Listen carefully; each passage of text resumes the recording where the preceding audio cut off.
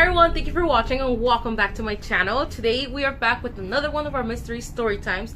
Now this one though is really special because you guys actually voted to what you want to watch.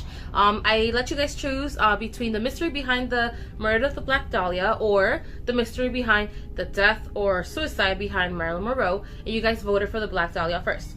I'm very excited to talk about this mystery, murder, whatever you want to call it. I do want to give special credit though to this special page that actually helped me clear up some rumors and some details, and you guys can find her on Instagram as the Black Dahlia Files. You guys check her out. She has like receipts, she got the deeds, she just has a great page when it comes down to like the Black Dahlia. Unfortunately, you guys, they really couldn't officially solve the murder. There's just so much information that even you guys are gonna be like, wow, because there's like reports that say one thing and there's reports that contradict that, and it's just so much information that now I see why they couldn't solve the murder. Not only was there more than 1,000 suspects, but there was also 60 or more false confessions, which did not help at all. But maybe with the information I provide you guys, maybe you guys are gonna come up with your own conclusion and share it with me, which I'm really excited about, because at the end, after everyone who researches this case, at the end everyone ends up with their own conclusion and their own I think I know who did it kind of thing. Like, oh, I'm sure this guy is the one that did it. Like, yeah, sure, this one could have been, but I'm sure it was this guy, you know. So maybe this will be your case and you guys will tell me, and I'm gonna be more excited. So anyways, you guys, if you guys want to know more about the mystery behind the disgrace in the murder of the Black Dahlia, please keep watching. Elizabeth Short, also known as the Black Dahlia, was a beautiful 22-year-old aspiring actress that was born on July 29, 1924 in Boston, and was found dead in one of the most horrifying ways you can ever think of and I have ever heard of on January 15, 1947 in a place called Leimert Park in Los Angeles. Now, the reason why she was known as the Black Dahlia was because a few years prior to the crime, a movie had just came out as the Black Dahlia, and Elizabeth seemed to dress in black all the time for the fact that she said that this made her seem more elegant and more out there and just pretty much made her stand out more. So, you know, she would always dress in black, and because of this movie and the movie was pretty much based on the crime of the killing of a young lady too, so they nicknamed her the Black Dahlia. Now, being the third out of 5 daughters, Elizabeth Short was a bright, beautiful little girl who pretty much always dreamed of being an actress. Like, she knew since she was little that this is what she wanted to do. Unfortunately, her childhood was not easy at all for the fact that her mom had to raise them as a single mom because Elizabeth's dad faked his own suicide in 1930. Now, around this time, the Great Depression had just started around 1929. So, her dad pretty much fell under pressure for the fact that he had to pretty much support a family of 5, and all of this was going on. And so they found his car near the Charleston Bridge in Boston, and the authorities assumed that he pretty much jumped and took his own life. Now, later on in 1942, he sends a letter to Miss Short apologizing and telling her that he wants to come back into their lives. Of course, Miss Short, being a smart woman who raised 5 children on her own, gave herself her place, and she definitely said no, and she never wanted to see him again. Now, at this point, Elizabeth was a young lady already, and well, at the end of the day, that was her dad. He actually had moved to California to start a new life, and so she forgave him and decided to move with him to California to seek better opportunities towards her dream. Unfortunately for Elizabeth, it wasn't what she expected. She really didn't get along that much with her dad. He would always be like scolding her about how she was lazy, she had poor housekeeping, he didn't like her dating habits, and this is where rumors come, where people say that she was sleeping her way around. She actually wasn't. She did take advantage of her beauty, like it stated, but she pretty much just used them to pretty much pay off her stuff, like her rent, her food, or whatever. But she didn't sleep with them, and this is why she ended up with so many men, because these guys will eventually figure out what she was about, drop her, and she will go on to the next candidate that, you know, could pretty much serve her needs. And it's not that I have a soft spot for Elizabeth, but her friends actually confirmed this. Like, they actually even said that yeah, this girl would pretty much just give hopes to these guys, and these guys would treat her or whatever, and eventually we'll find out. But she actually was seeking something serious, marriage. She actually wanted, you know, she wanted to be taken care of. And I feel like all of this comes from the fact that, you know, she didn't have her father, like she didn't have a father figure. She didn't grow up with it. So I feel like she kind of like the Marilyn Monroe thing, like where she kind of needed that feeling of protection. So she was like eager to settle down. She was only 22. Like she was eager to settle down and marry someone. They actually, her friends actually said that she was gonna marry two guys actually. The first guy known was a soldier. His name was Matt Gordon, and he was actually sent to India to give his services. Unfortunately, you know, he was wounded over there, but as he was recovering from his wounds, like he actually wrote to her and told her that pretty much when he came back they were gonna get married. She was really excited about this, of course. Unfortunately, he had a second accident in a vehicle and he died. Then later on, it was known that she was gonna get married to another soldier. She pretty much was looking for someone who was a someone, pretty much, like to her, to fulfill her needs, to pretty much be capable of protecting her, of taking care of her. This was Elizabeth Short's dream, you know, aside of being an actress. And so because her relationship with her dad didn't work out, he pretty much kicked her out. And of course she didn't have the funds to support herself. So not only did she try to date these guys to get to pay her hotels, but she was known to like stay in like different friends' houses and like pretty much live off of them while like she got herself on her feet. I'm not sure what really her idea was of getting herself on her feet, but one thing she did have certain is that she wanted to be an actress, and she was looking for opportunities in Hollywood, and she was getting to know all these people, you know. She would go to events, so maybe like a producer could spot her out and be like, hey, you know, you're beautiful, you know, do you want to do this, or would you like to do that, you know, kind of thing. Like she was going out there seeking her opportunities. She was going out there trying to look for her chance. But then one day she went missing for 3 days. On January 15, 1947, approximately at 10 in the morning, a woman by the name Betty Bersinger was walking by an empty lot along with her 3-year-old on a stroller. As Betty Bersinger was walking by that empty lot, she spotted off something white in between the weeds. At first she thought that it was trash just laying around between the weeds, because around this time little locals and stores would like close down and leave like just trash behind anywhere, and even discard of mannequins and whatnot.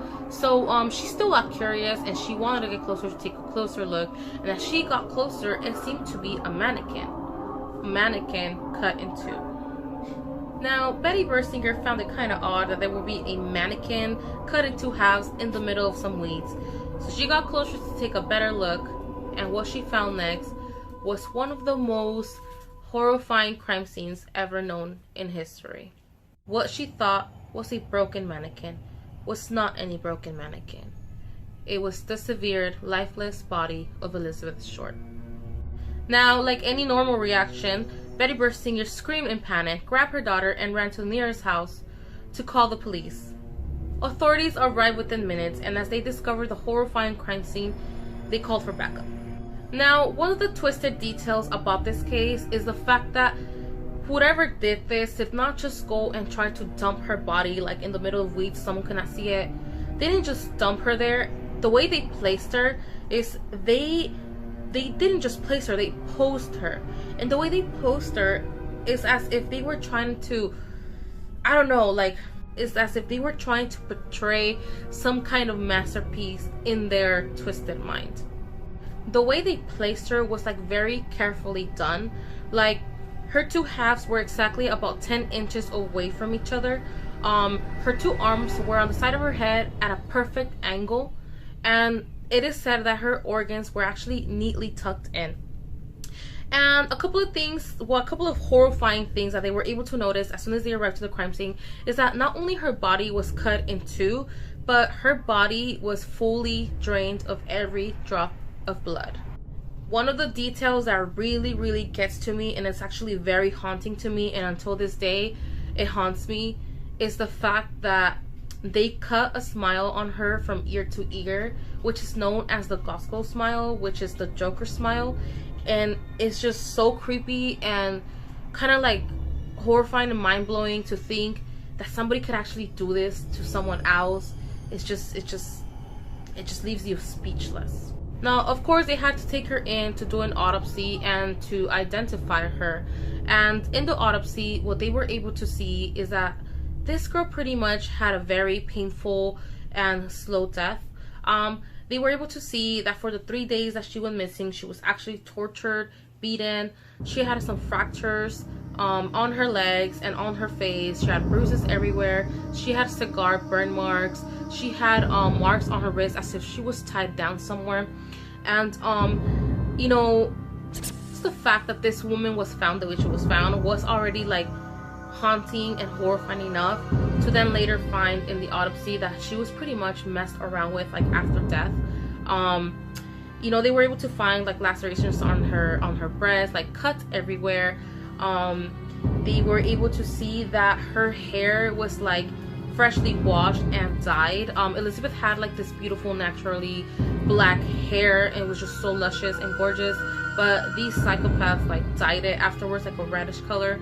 And they actually polished and filed her nails neatly, which was even creepier. It was as if the killer was trying to make her seem more beautiful after death. It was just something, it's just something out of like you would never think of, you know.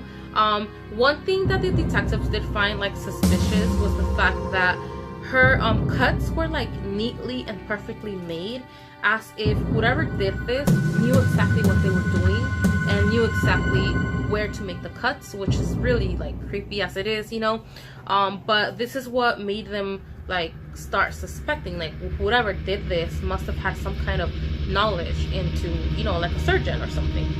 And so, you know, investigation starts. At first they couldn't identify her body because her fingertips were like wrinkled, I guess. I don't know, because when they washed her out, they left her under the water for so long that her fingertips were wrinkled. Apparently like they waited for her to dry out a little more, and then they took her prints down. They suspected who it was, but they didn't have it like affirmed. So they tried calling the dad. The dad wanted to do nothing with it. He didn't even care that she was dead. Now their only option was calling her mom to try to get her to come to Los Angeles and identify the body. Now the way they did this was very heartless, I think, in my opinion. Now that I'm a mother, like, I feel for her. And so they called her telling her that her daughter had won a beauty contest, right? And so of course the woman was happy, you know, she was more than happy to give any information or details they might need. And so they asked her a few questions, and this pretty much involved like her physical and whatnot. And you know, the mom confirmed, and so this confirmed to them the identification of this body, which was Elizabeth Short.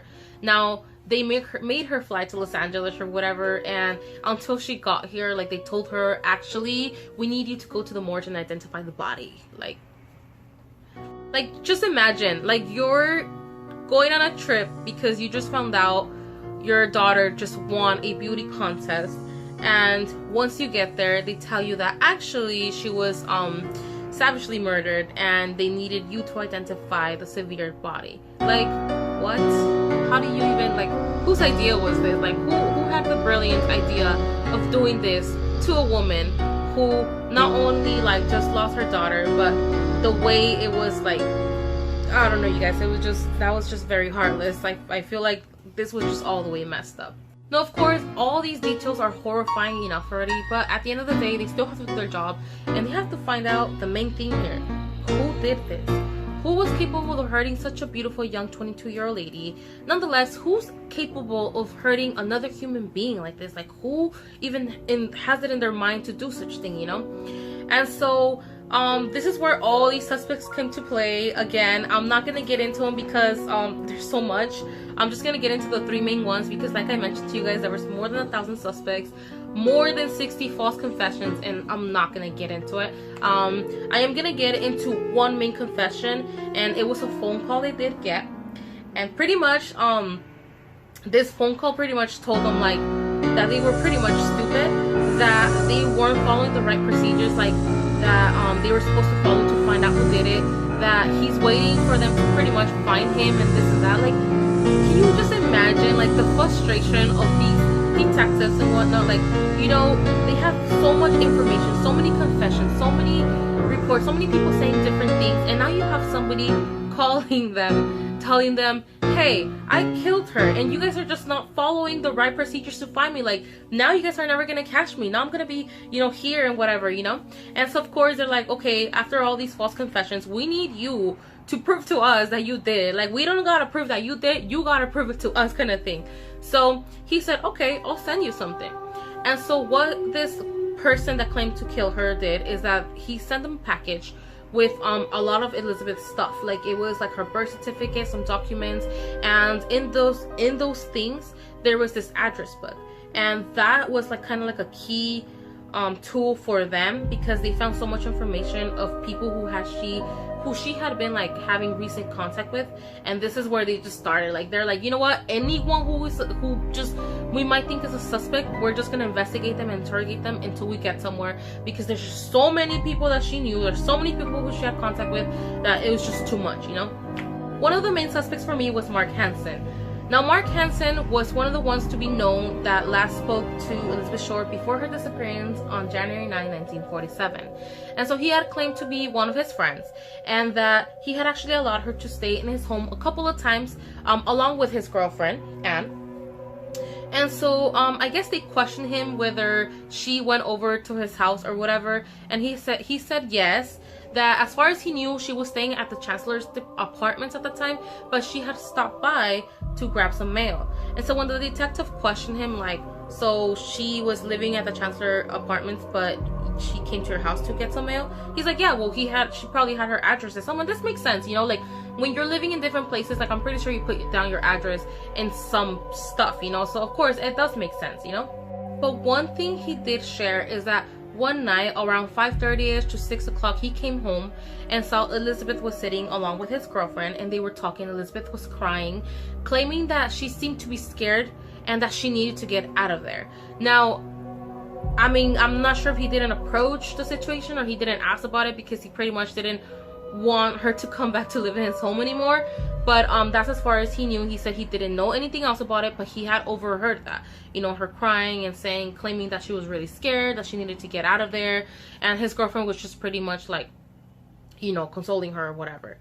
Now, for one thing or another, he was pretty much discarded as a suspect. His girlfriend was his alibi, so she was like, yeah, you know, that day he was here or whatever. So he pretty much was just discarded as a suspect. And so in comes the next suspect, Robert Red. Now, Robert Red did see her the morning before her disappearance. Robert Red was a married man, and he was known to pursue Elizabeth Short to sleep with him, and he did claim that the night before they did hang out together, and that he tried to, you know, induce her to sleep with him, but she didn't want to. So he said that he slept in his bed and she slept like in a couch or in a chair, something like that. And then the next morning, she claimed that she needed to meet up her older sister at the Baltimore hotel, and she actually asked him to please take her there, and he said that early in the morning he did, and that was the last time he'd ever seen her.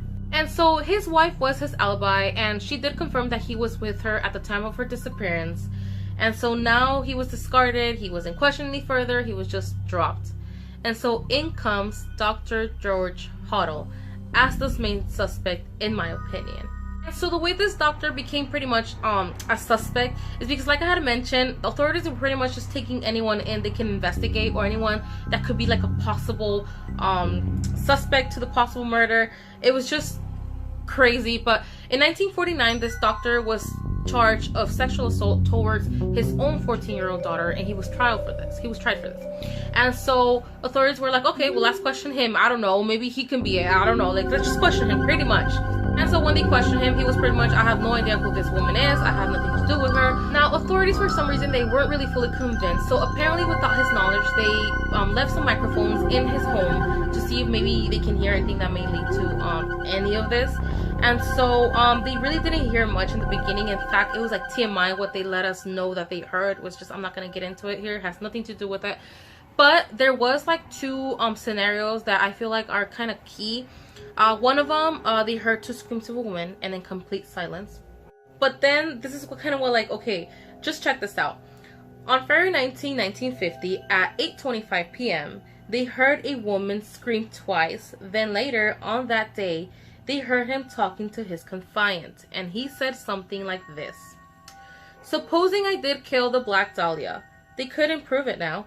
they can't talk to my secretary anymore because she is dead. Okay, and this is where his son's theory comes in, and this is kind of what got me like, okay, got me thinking, you know. So his son thinks that his dad killed the secretary because she knew too much. Besides the fact that he did illegal abortions like under the table, he would give false diagnoses to patients. And so apparently his secretary reviled to him and pretty much told him, I'm gonna tell the world or something like this. And so he killed her.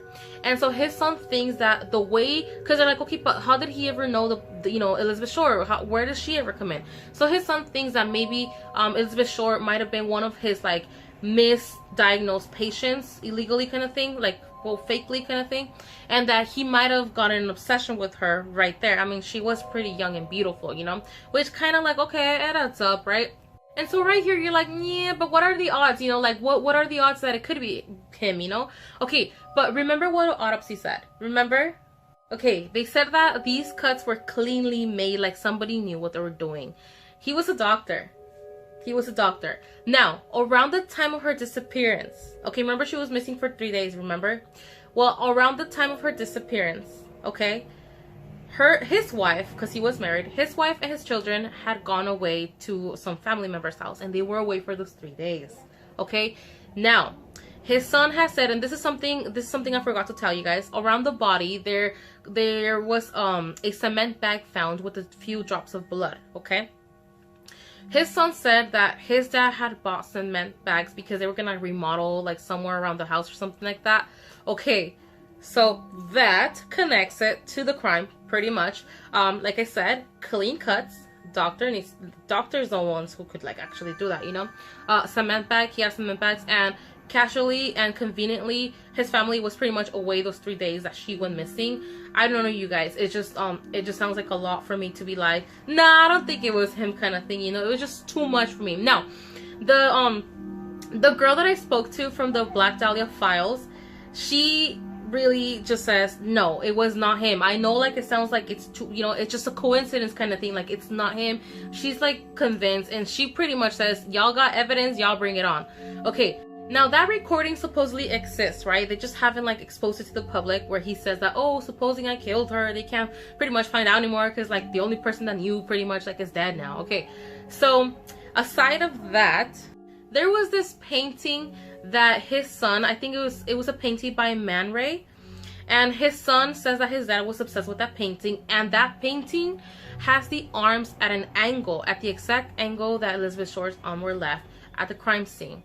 Now, like I said, if these little details don't freaking add up to you, then I don't know what. Now, he did find a little photo album with so many pictures that he claimed that are Elizabeth Short. I personally don't think they are. There's a lot of differences in them. I'm like, that's not her, you know? So I really don't think it is. I think that was just a coincidence that he might have had that album. Or if he ever like maybe got an obsession towards her, it was probably based on this girl that apparently he had so many pictures of. It could have been that. It could have been that, you know, she did have some similarities, you know, light skin, dark hair, and maybe he saw her in her. I don't know, y'all. Like, people are psychopaths, but it was just crazy. Now, something that blew my mind, and I didn't know this until I did this research. Apparently, the case was reopened in 2013. Okay? And it was reopened by a now retired sergeant by the name of Paul Dustry, along with the doctor's firm believer that his dad did the crime, Steve Huddle, and a police dog by the name Buster. They went to this doctor's house and they took the dog with them. Now, this dog is trained specially to detect decomposing flesh. And so apparently when they got to the house, the dog actually detected that. And so they took samples of the soil and sent it to the lab. Now, something I was not able to get information about was whether these lab results came back positive or not. But then again, okay, as I was talking with this girl from the Black Dahlia files, I was telling her, okay, so I mean, you know, the lab results were not known whether they came out positive or not, but the fact that this police dog did detect like decomposing flesh somewhere, it just kind of like, okay, it was too much, you know, like it was in the basement too, and that's supposedly where he used to do like his underground stuff, you know, like his illegal shit. And so I was thinking, you know, like, well, maybe it was that. But then she's like, yeah, but, you know, she made so many good points that I was like, okay, so then maybe it could be from, like, the underground abortions he ever made. And she's like, I think so too. Like, she was like, yeah, bingo right there. Like, yeah, that could have been it, you know, but she just really doesn't believe that it was him. But I just feel like there's so many incriminating things towards him that I don't know. I'm like, no, it's him, you know, like, I'm like, it's him. But honestly, she has a point. There's like no actual concrete evidence. Unfortunately, like, that recording was never released to the public for us to, like, you know, hear it and confirm it.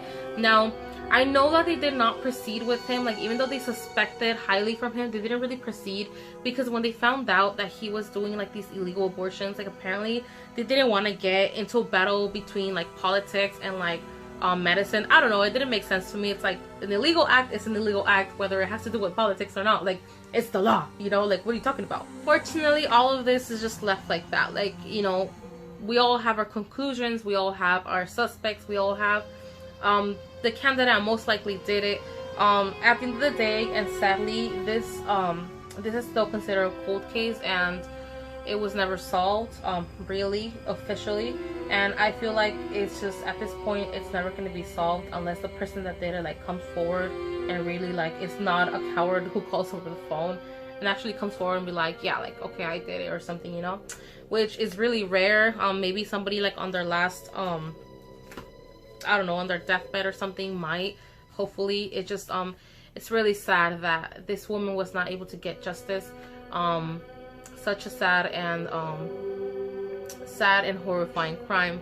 But yeah, you guys, I really hope you guys enjoyed the story. Like I said, I did the most research I could. I really hope I didn't leave any details out, because as I'm editing this video, I'm gonna be like, damn it, I didn't say this. Oh, I already know myself. But yeah, you guys, I really hope you guys enjoyed this video. And most likely the Marilyn Monroe one is coming up next. Let me do my full research on that though, because like I said, I do not want to be giving you guys like half-ass videos, because that's just not what I do.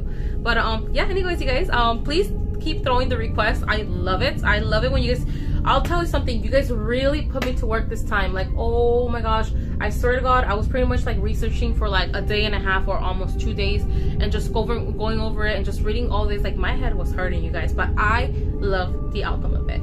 So you guys, I hope you guys enjoyed this video, okay. I hope you guys have a great rest of the day, and I'll see you guys next time. Bye, you guys.